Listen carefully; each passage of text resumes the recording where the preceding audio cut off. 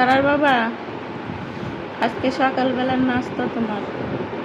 এটা কি আমি তিনটা একাই খাবো?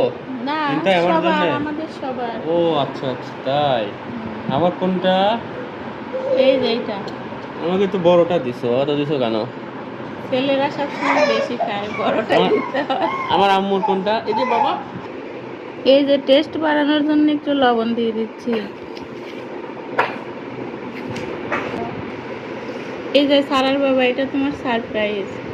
এটা কি সারপ্রাইজ? দেখো, এটা খোলো। কি আছে এটা দেখি। এটা দই। সকালবেলা উঠে একটা সারপ্রাইজ পাচ্ছি, দেখি কি এখানে কি আছে। ওয়াও, এটা কি দই নাকি? হ্যাঁ, দই তো আমার খুবই প্রিয়। এটা বিশেষ করে চিড়ার সাথে খাই আমি, চিড়া দিয়ে খেতে খুবই মজা লাগে।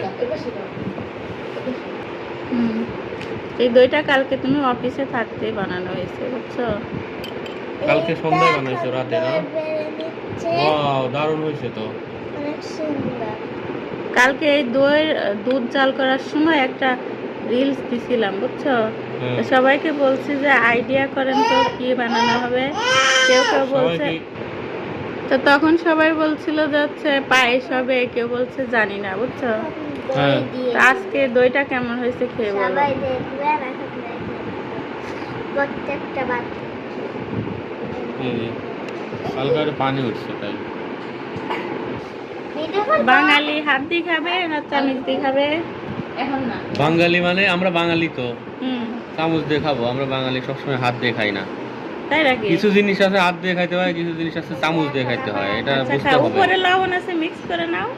ও আচ্ছা।